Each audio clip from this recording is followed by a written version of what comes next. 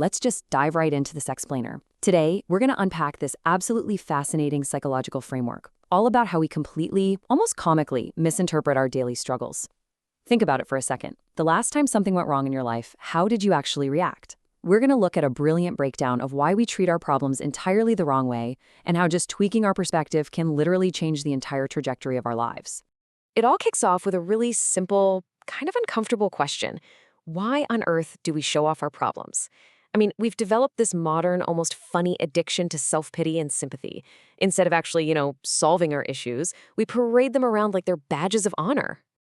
And that brings us to the sheer absurdity of the whole Facebook IV drip culture. Imagine a real severe medical crisis on one hand.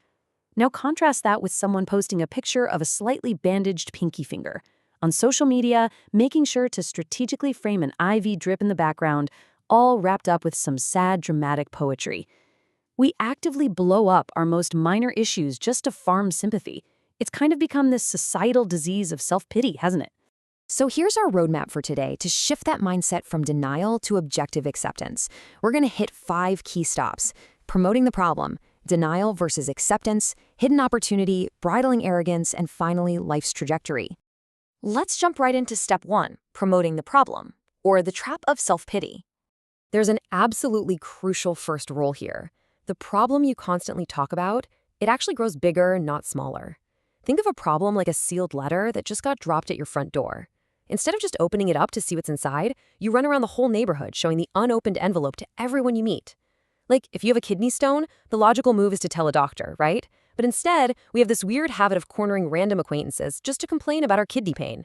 Sharing your issues with entirely irrelevant people doesn't fix a single thing. It really just amplifies the whole mess in your own head. Moving right along to step 2, denial versus acceptance, and why we fight the facts. Get a load of this staggering statistic. When people are actually confronted with the reality of their problems, 80% of them immediately go straight into denial. Right away, they start justifying. They're like, no, it can't be like this. And only a tiny little 20% actually stop, listen, and admit the reality of their situation.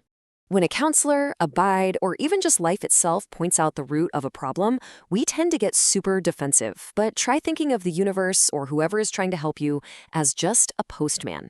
They're literally just delivering a letter filled with facts. Slapping the postman because you're mad about what's inside the letter, that is a massive waste of time. The facts definitely aren't going to change just because you decided to pick a fight with them. There's this heartbreaking but honestly incredibly common scenario that perfectly captures this. Imagine a parent completely denying their child's natural limitations, constantly pushing and forcing them to hit these totally unrealistic grades just because society demands it. Now, compare that exhausting struggle to the immense relief and the real progress that actually happens when you simply accept the reality of a challenge, whether that's Down syndrome, autism, or physical disability. We really have to drop these exhausting comparisons with other people's lives and just accept the objective, concrete reality of our own unique challenges. That's literally the only real way forward. Okay, step 3, opportunity hidden in problems, or opening the envelope. So here is the absolute kicker. 99% of the time, inside that terrifying problem envelope is a hidden message. And that message is opportunity, or what's known as hikmah, profound wisdom. We spend so much time crying over the outside of the envelope that we completely miss the incredible message packed away inside. And there are actually some incredible hidden benefits packaged right inside our struggles. First up is capacity building. The universe is basically stretching you to make you better and stronger. Second is deepening your spiritual connection. Sometimes a problem is specifically meant to bring you to your knees in humility, just so you reconnect with your faith. Third, and this is big, preventing larger disasters. You might be crying over some minor setback today, totally unaware that it literally just saved you from a massive catastrophe tomorrow. Fourth, it filters out fake friends. An unwanted storm perfectly blows away all the hypocrites who are only hanging around for the good times, revealing who your true supporters actually are. And fifth, discovering totally new income streams. A closed door or losing a job often forces you down a completely new, amazing path you never would have noticed otherwise. We just completely misjudge what's actually good for us, don't we? We endlessly chase pleasure, thinking it's the best thing ever, but sometimes the very thing we love secretly turns right into our deepest pain. But on the flip side, the pain we absolutely hate, that massive crisis we desperately pray to avoid, often unexpectedly turns into our most profound benefit. It ends up being a vital turning point. Now for step 4, bridling arrogance, the ultimate cure for ego. There's this fascinating concept called tagga. Tagga is basically this highly dangerous state of arrogance. It happens when we start overstepping our boundaries. Our ego goes completely unchecked, and we actually start believing we're invincible. And if left alone, tagga leads straight to self-destruction. People literally ruin their own lives because of it. So the universe essentially throws sudden problems at us to keep us grounded. It bounds us, right? It puts us back in our rightful place before our own ego can completely destroy us. I absolutely love this historical anecdote about the great philosopher Socrates. So he had these students who revered him so much they were literally kissing his hands out of respect. But one day, a student followed him home and heard Socrates' wife just aggressively scolding him. The student was totally shocked and asked, "Socrates, the whole world kisses your hands. How can you tolerate being treated like this at home?" And Socrates just calmly replies that, well, while the world feeds his ego, his wife's scolding is the necessary, perfectly dosed cure for his arrogance. It just brilliantly proves how daily friction perfectly balances out our rising egos. Finally, step 5, life's trajectory, looking at the big picture. Try to visualize your life as a parabola. You've got the start, where you're pushing upward, burning massive amounts of energy just to get things moving.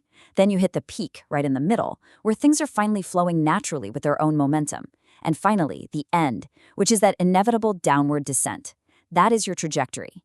And here's the thing. When you truly understand your ultimate trajectory, like where you're actually going and what your life is really meant to achieve, most of your daily problems become completely irrelevant.